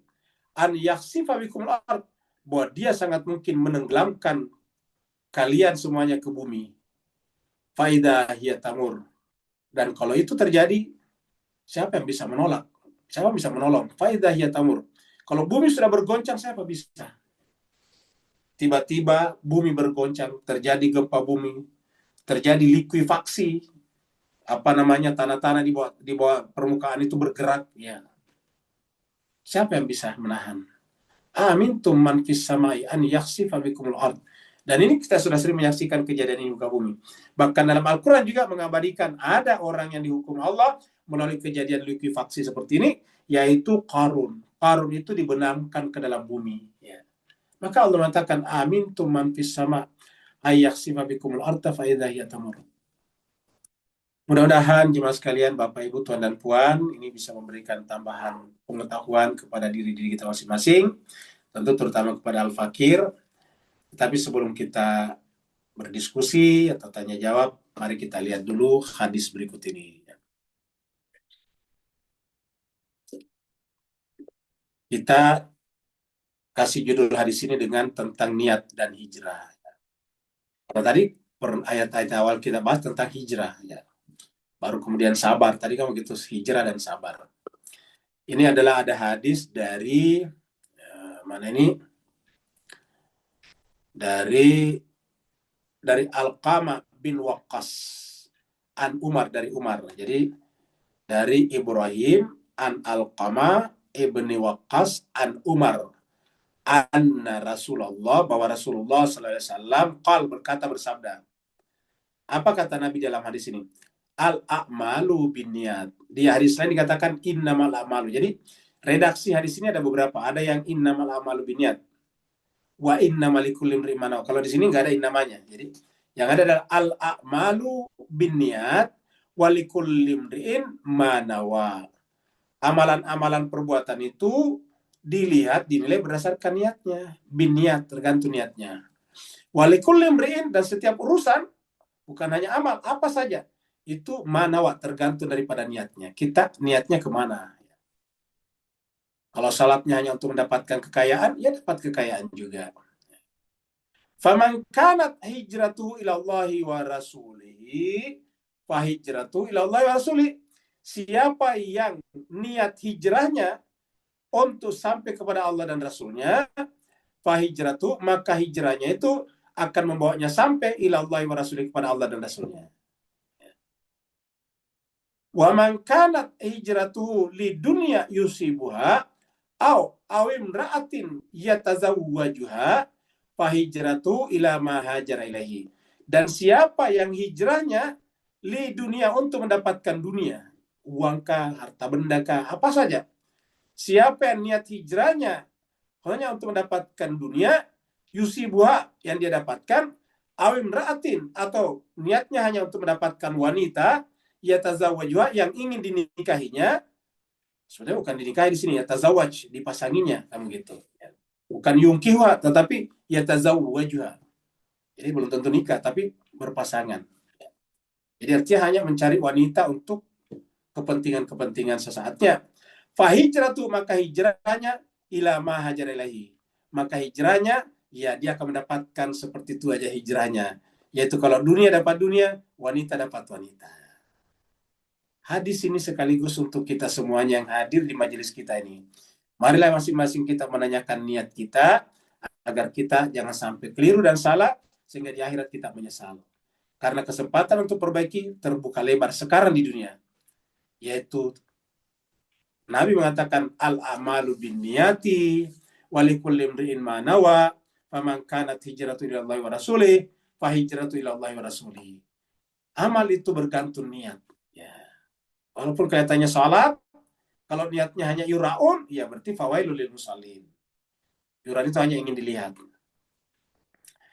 Banyak orang berdoa hanya niatnya untuk kepuasan pribadinya, memenuhi hasrat hawa nafsunya. Nah, berarti hanya akan memenuhi hasrat hawa nafsunya. Maka sebaik-baik doa adalah apa? Sebagai munajat, komunikasi, berdialog dengan Allah. Doa adalah merupakan wujud kerinduan kita kepada Allah. Bukhari 65, nomor 52. Hadis berikutnya, hadis kedua.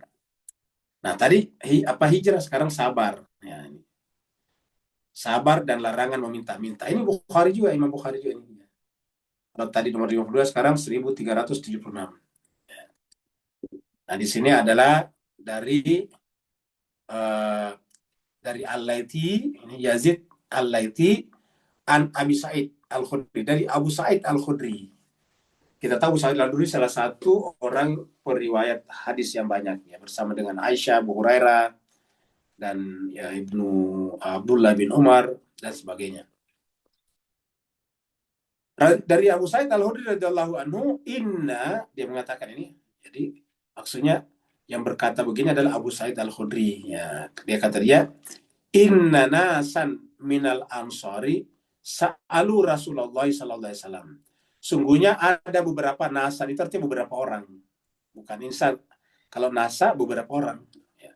Ada beberapa orang dari kalangan Ansar. Ansar itu kan berarti orang asli Madinah. Selalu meminta kepada Rasulullah. Jadi meminta kepada Rasulullah. Selalu Rasulullah Sallallahu Alaihi Wasallam meminta kepada Rasulullah Sallallahu Alaihi Wasallam. Apa yang dilakukan Rasulullah? Fa'tahum. Rasulullah memberikan kepada mereka. Semua kemudian itu selalu minta lagi kepada Nabi. Ya. Fa'tahum. Nabi memberikan lagi kepada mereka. Semua selalu datang lagi minta lagi. Jadi keenakan. Selalu datanglah minta-minta kepada Nabi. Fa'tahum. Nabi memberikan kepada mereka. Hatta nafida ma'indahu. Sampai habis semua yang ada pada sisi Nabi. Coba. Sampai habis yang ada pada sisi Nabi. Kan berarti sebetulnya justru mereka ini tidak prihatin kepada Nabi. Nabi sudah berjuang mati-matian. Ya, alih-alih membantu Nabi, mereka justru datang merongrong Nabi di sini. Sampai nafida ma'indahu. Habis apa yang ada di sisi Nabi. Setelah habis semuanya, faqala, Nabi bersabda. Ini baru dikutip sabdanya. Apa kata Nabi? Ma yakunu indi min khairin falan addakhirahu ankum. Apa saja yang ada di sisi saya atau apa saja yang saya punya dalam bentuk apa saja, khairin itu bisa berbentuk harta, uang. Falan addakhirahu ankum. Saya tidak mungkin menyembunyikan dari kalian. Artinya tidak mungkin mengatakan saya tidak punya. Waman yasta'fif yu'iffahullahu. Jadi, tetapi ingat kata hadis ini Nabi, siapa yang menahan diri untuk tidak meminta-minta, yasta'fif itu menahan diri. Menahan diri untuk tidak minta-minta. Ya. Jadi terjemahannya ini ada di sini. Ini nih. Ya, ini nih. Menahan diri untuk tidak meminta-minta. Ini. Jadi, wa may yasta'fif yu'affahullah. Siapa yang menahan diri untuk tidak minta-minta, maka Allah akan mencukupkan baginya. Allah akan menjaganya dari kemiskinan, dari kepapaan, menjaga harga dirinya. Waman yastaghni yughnillah. Siapa yang merasa cukup? Yastaghni itu merasa cukup. Artinya cukup itu artinya apapun dia merasa cukup. Ya. Kenapa kita minta? Karena kita tidak merasa cukup. Ya. Waman yastaghni yughnillah. Siapa yang merasa cukup, Allah akan mencukupkannya. Waman yastaghni yughnillah. Waman yatasabbar yusabbirullah. Siapa yang melatih dirinya untuk sabar, kata sabar itu melatih dirinya untuk sabar. Kan butuh kesabaran ini Pak Gus sekalian. Yusabbirullah, Allah akan memberikan sifat sabar kepadanya. Wa ma uti ahadun ata'an khairan wa awsa'a minas sabar. Dan tidak ada seseorang diberikan sesuatu dalam bentuk kebaikan ataupun yang lebih baik daripada kebaikan itu kecuali daripada sabar. Artinya sebaik-baik pemberian yang diberikan kepada seseorang adalah sabar. Jadi ingat, pemberian paling bernilai dari Allah kepada hambanya adalah sabar. Bukan emas, bukan perak, bukan uang, bukan yang lain-lain. Berdasarkan hadis ini, wa ma utiya ahadun ata'an khairan wa awsa'a minas sabar.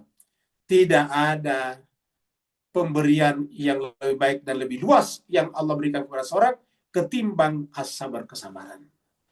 Dengan demikian juga sekalian berbahagia, kesabaran dari mana? Dari meminta-minta. Inilah jemaah sekalian berbahagia pembahasan kita pada malam hari ini. Karena tadi pembahasan kita dari 5 ayat, kata kuncinya 2, yaitu hijrah dan sabar. Dan di dalam hadis Nabi juga menjelaskan hal ini. Semoga bermanfaat. Kalau benar dari Allah, kalau salah khilaf dari kesalahan dan kehilafan Al-Fakir, mohon dimaafkan dan ditinggalkan. Yang mau bertanya dipersilakan. Waalaikumsalam warahmatullahi wabarakatuh. Silakan Pak Nur. Alhamdulillah, barakallahu fi azim. Sallallahu Muhammad wa ajil farajah. Labbaik ya Astagfirullahaladzim. Bismillahirrahmanirrahim. Saya kembali kepada al-ahyan as-sabita tadi. Maka sesuatu yang berpotensial untuk dikeluar wujudkan oleh Allah melalui kun fayakun tadi. Maka bagaimana kita yang penuh dosa, kekurangan diri, tak maksud, mengkonsepsikan ayat-ayat yang suci dan maksum tadi, sehingga akhirnya kita memastikan 100% berada sejajar dan asli di dalam kita menanggapi suatu konsepsi yang berdasarkan Quran tadi, Ustaz. Barakallahu fi afan semua. Baik, terima kasih banyak Bapak sekalian. Pertanyaan Pak Nur tadi bagus ya. Jadi dengan demikian, ketika sesuatu itu masih di pikiran, seperti mana juga dalam pikiran Tuhan, ingat ya, belum terucapkan, belum tertuliskan, ya. Jadi belum diceramakan, belum disampaikan kepada siapapun, termasuk kepada istri atau suami, maka dan belum ditulis. Pokoknya hanya dalam benak. Kalau istilah manusia itu benak. Kalau hanya dalam benak, ya itu namanya ayanat tabitah. Ya, seperti tadi misalnya ibu-ibu mau bikin kue, tapi kuenya itu belum diucapkan, ada di pikirannya, belum disampaikan kepada suaminya, belum disampaikan kepada anaknya, belum juga dia ke pasar beli bahan-bahannya. Pokoknya belum ada tindakan, cuma di pikiran, di benaknya ada pikiran tentang kue tertentu. Ya, maka itu yang disebut dengan ayanat tabitah. Jadi ayanat tabitah ini kalau mungkin di kita namanya benak, ada di benak kita. Ini ada dalam ilmunya Tuhan, itu adalah ayanat tabitah. Ya. Nah, pertanyaan bagaimana caranya jemaah sekalian supaya ayanat tabitah ini kalau kita mau keluarkan supaya tetap sejalan dengan apa yang ada di dalam pikiran kita. Karena di dalam pikiran kita itu kan yang benar sebetulnya. Dalam itu kan pikiran dan pengertian fitrah. Apa yang ada dalam fitrah kita itu adalah benar. Nah, maka untuk memastikan agar tindakan itu benar, harus kita mengakui dulu bahwa kita ini bukan nabi, bukan rasul, tidak menerima wahyu. Kita ini tidak menerima wahyu. Kalau begitu bagaimana caranya? Ketika mengeluarkan tadi di pikiran keluar menjadi perkataan kah atau menjadi perbuatan? Ya, kita butuh guidance. Ya, dan itu adalah Al-Quran. Ya, jadi, kalau misalnya kita tidak tahu, ya bisa kita tanya kepada yang tahu Al-Quran. Ada nggak ayat tentang ini, Pak Ustadz? Kira-kira gitulah. Boleh sampaikan, ini ada ayatnya nih. Kalau kita baca, cari sendiri lebih bagus lagi. Karena kita sekarang punya Al-Quran yang ada search barnya, ada bar untuk searching. Ya. Ada kolom untuk searching. Tulis saja di situ. Semuanya akan muncul. Nah, dengan demikian kita tinggal baca ayatnya. Ya, kalau kita tidak mau, ya bisa langsung tanya kepada yang tahu Al-Quran. Seperti itu. Jadi dengan demikian harus tertuntun keluar. Jadi ketika ayanat tabita mau keluar, supaya tetap sama yang di dalam dan di luar, kalau Allah itu tidak mungkin beda di dalam dan di luar, ingat. Kalau Allah itu tidak mungkin beda di dalam ilmunya dengan yang terjadi di luar. Yang menjadi makhluk, yang menjadi alam semesta. Nggak mungkin. Ya, karena kalau begitu, kalau beda ya berarti Tuhan cacat. Ya. Kalau kita mungkin, karena kita ada namanya hawa nafsu. Ya. Ada namanya pengaruh-pengaruh dan sebagainya. Maka apa yang ada di dalam ini keluar tetap sama, dibutuhkanlah penuntun, dibutuhkanlah pandu, dibutuhkanlah guidance tadinya. Guidance inilah yang disebut dengan Al-Quran. Makanya Nabi datang kepada kita membawakan hudan. Huwaladzi arsala rasulahu bil huda wa dinil haqq. Dialah Allah mengutus rasulnya, waladzi arsala rasulahu bil huda, dengan membawa al-huda. Apa itu al-huda? Al-Quran. Al-Quran adalah zalikal kitab la raiba fihi hudan. Jadi al-huda. Syahrul Ramadan alladzi unzila fihi al-Quran huda. Hudan linnasi wa bayyinatin minal huda. Jadi al-huda adalah Al-Quran. Nah, dengan demikian, marilah kita lebih akrab dengan Al-Quran. Bapak Ibu sekalian, kita harus akrab dengan kehidupan kita. Kita akrab dengan lingkungan kehidupan kita, sistem ekonomi yang berkembang sekarang, sistem politik yang berkembang sekarang, seni yang berkembang sekarang, culture, budaya yang berkembang sekarang, kita harus akrab, kita harus tahu, supaya kita tidak hidup seperti orang buta. Supaya dengan kita tahu masalahnya, kita berikan solusinya dari Al-Quran. Tetapi ingat, jangan sampai karena sibuknya mengikuti perkembangan yang ada di sekitarnya, lupa kepada Al-Quran. Kalau lupa kepada Al-Quran, berarti sama dengan orang yang saking asyiknya mendrive, memandu mobil, menyopiri mobil, lupa kepada Waze-nya, Google Map-nya. Akhirnya kemudian apa yang terjadi? Tersesat. Nah, kita jangan sampai seperti itu. Ada lagi berikutnya? Ada di chatroom, Ustaz. Baik, kita pergi ke chatroom dulu ya. Ada 2 pertanyaan.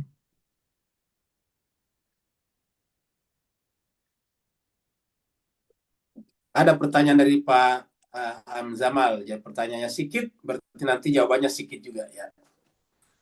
Kalau sekarang ahli Al-Quran itu siapa? Ya tentu kalau sekarang ini adalah Imam Zaman, tapi kan dia goib atau ulama-ulama. Tapi kan ulama-ulama ini kan jauh sekali. Kalau kita tanya harus masuk email dan sebagainya.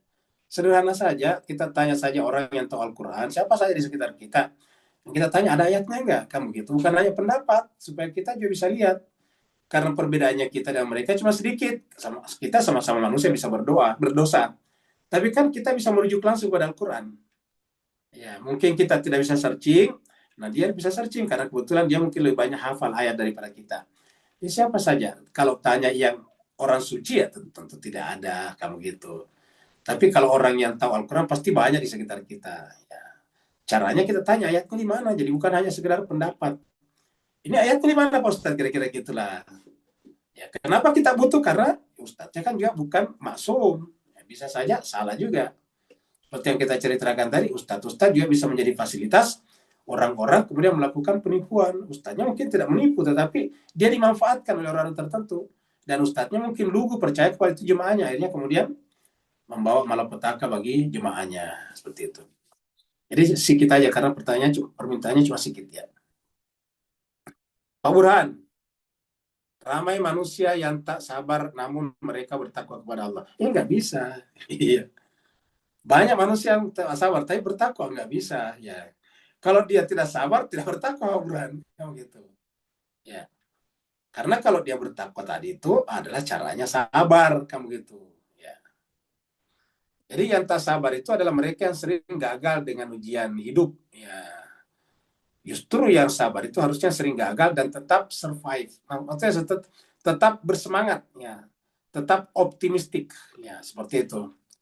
Jadi yang tak sabar itu adalah mereka yang sering gagal dengan ujian hidup dan sering merasa kesal. Nggak perlu kita merasa kesal. Kalau kesal berarti hawa nafsu namanya.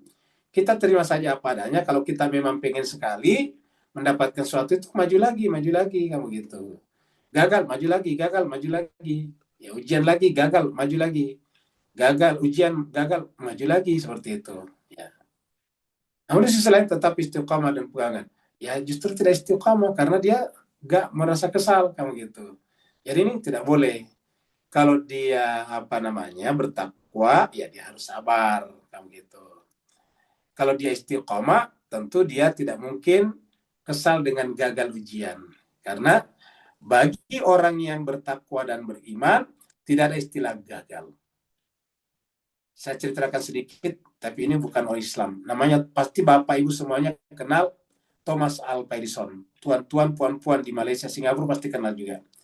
Thomas Alva Edison yang menemukan bohlam. Ya, bohlam juga namanya kalau di Malaysia. Kalau di Indonesia bohlam itu lampu. Ya, lampu yang menyala. Ya.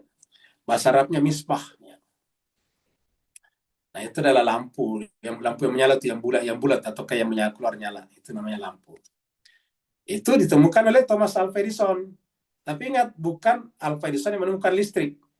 Yang menemukan listrik itu adalah James Watt. Ya, yang menemukan listrik, mesin listrik adalah James Watt. Makanya kan disebut dengan watt. Wattnya berapa? 1000 watt, 2000 watt, 5000 watt kamu gitu. Karena penominya James Watt. Ya. Nah, sedangkan kalau bohlam, ya bohlam itu yang tadi bulat menyala atau kayak yang pokoknya yang keluarkan nyala, itu namanya penemunya adalah Thomas Alva Edison. Jadi James Watt hanya menemukan listrik, tapi tidak menemukan bulatan yang bisa menyala. Itu yang menemukan itu adalah Thomas Alva Edison. Thomas Alva Edison itu berpikir bahwa listrik ini kan bertolak belakang, negatif positif. Kalau dipertemukan terjadi korslet, ya, terjadi meledak. Ya. Coba kalau kita ambil baterai yang kuat seperti baterai mobil atau motor, diambil negatif positifnya dipertemukan itu pasti meletup, keluar api gitu. Ya, kayak apa namanya kilat itu kan, kilat itu pertemuan antara awan bermuatan negatif dan bermuatan positif. Nah, Thomas Alva Edison itu gimana caranya agar ini ketemu tapi bukan letupan, bukan ledakan yang keluar, tetapi nyala. Nah, gitu. Akhirnya dibuatlah penelitian mencari bahan-bahan. Berbagai macam bahan dilakukan untuk menemukan bahan ini kalau ketemu di sini bukannya meledak, bukannya keluar api, tetapi keluar nyala. Sudah 1.000 alat, sudah 1.000 bahan yang ditemukan. Berbagai macam jenis logam. Kan jenis-jenis logam berbeda-beda sifatnya pengantar listriknya. Berbagai macam jenis logam dicari. Sudah 1.500 penelitian. Dan semuanya belum berhasil menemukan yang kalau ketemu bisa menyala. Ya. Sehingga sekretarisnya Thomas Alva Edison berkata, Tuan Edison, lebih baik kita berhenti dari penelitian ini. Kita sudah 1.500 kali gagal. Thomas Alva Edison berdiri dengan wajah serius, melihat kepada sekretarisnya. Apa kata dia? Kata dia, 1.800 gagal. Tidak, kita tidak pernah gagal. Loh, 1.500 ini tidak berhasil semuanya. Itu bukan gagal, itu bukan tidak berhasil. Kita telah berhasil 1.500 kali menemukan bahwa bahan itu, logam itu tidak bisa digunakan. Jadi kita berhasil menemukan bahwa logam-logam ini tidak bisa digunakan untuk membuat nyala. Ya, jadi jangan katakan gagal, berhasil. Karena sudah berhasil mengetahui kalau yang tidak bisa, ya disingkirkan, cari bahan lain. Sampai nanti ketemu dengan tembaga itu ya. Yang makanya kan ditemukan tembaga, tetapi nanti ditemukan bahwa harus ada vakum udara di dalamnya. Jadi kalau bohlam itu atau balon itu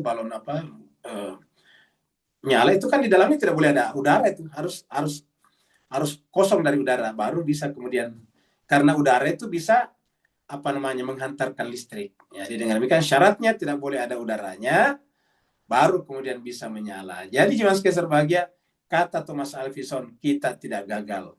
Kita telah 1.500 kali berhasil menemukan bahwa barang-barang itu, logam-logam itu tidak bisa digunakan. Nah, jadi cara berpikir yang harus diperbaiki. Jadi mereka makanya berhasil. Kita umat Islam sedikit-sedikit kapokan. Gampang kapok, dagang rugi 1 kali kapok. Ya, nggak mau lagi. Nah, ini terjadi. Ya, jadi oleh sebab itulah terkadang kita harus belajar dari orang lain. Kata Imam Ali, hikmah itu adalah miliknya orang beriman, di mana saja dia menemukannya, pada orang lain sekalipun harus diambilnya. Unzur maqala wala tanzur maqalah. Ya, perhatikan siapa yang mengatakannya, apa yang dikatakannya, jangan memperhatikan siapa yang mengatakannya. Jadi lihat isinya, konten perkataannya, jangan lihat siapanya. Mau non-Islam, mau orang kafir, kalau isinya perkataannya benar, kita harus ambil. Ya. Tetapi ya melakukan percobaan-percobaan itu sesuatu yang normal. Selama kita tidak gampang menyerah tadi. Kalau menyerah tidak normal. Ya. Terima kasih banyak. Wassalamualaikum warahmatullahi wabarakatuh. Waalaikumsalam warahmatullahi wabarakatuh. Terima kasih Pak Ustaz. Sama Bapak. Waalaikumsalam warahmatullahi wabarakatuh. Terima kasih Pak Ustaz. Sama-sama Pak Ustaz. Terima kasih semua. Assalamualaikum. Terima kasih Ustaz. Sama-sama. Terima kasih Pak Ustaz. Ya, sama-sama Pak Bu. Assalamualaikum. Waalaikumsalam warahmatullahi wabarakatuh. Syukron wa jazakumullah khair Ustaz. Bu Ayu. Afwan ya. Sama Bu. Terima kasih Pak Ustaz. Sehat-sehat. Sama-sama Pak Saniman. Amin ya rabbal alamin. Terima kasih Pak. Sama-sama Pak Aswandi. Syukran Ustaz, syukran. Afwan Ustadzna. Syukran ya Ustaz. Afwan Ayahanda, semoga Ayahanda selalu sehat walafiat lahir dan batin. Amin, amin ya Allah. Sekali lagi syukran Ustaz, syukran. Afwan Pak Burhan.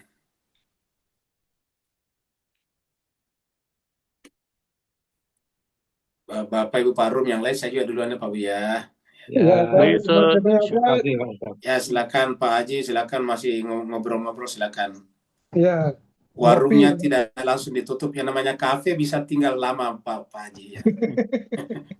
Sambil ngopi-ngopi di tempat masing-masing. Ya.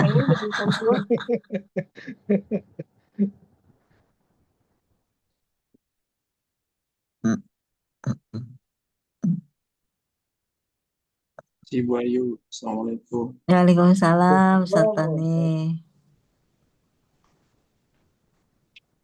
Pamit juga semuanya. Kopinya sudah habis. Oh, udah ambil kopi ya. Oke. Iya. Saya juga pamit nih. Wah, Kopinya semua mau juga pamit. udah habis. Aduh. Oke. Oh, Terima kasih Kopi Pak dah Yo. habis lah Tuan Haji. Iya Kopi kak. udah habis. Ya. Tak apa minta dekat Ibu Sinta. Nih bubuk kopinya. Nah, nih. Bismillah nih. Iya. Oke, assalamualaikum warahmatullahi Waalaikumsalam. wabarakatuh.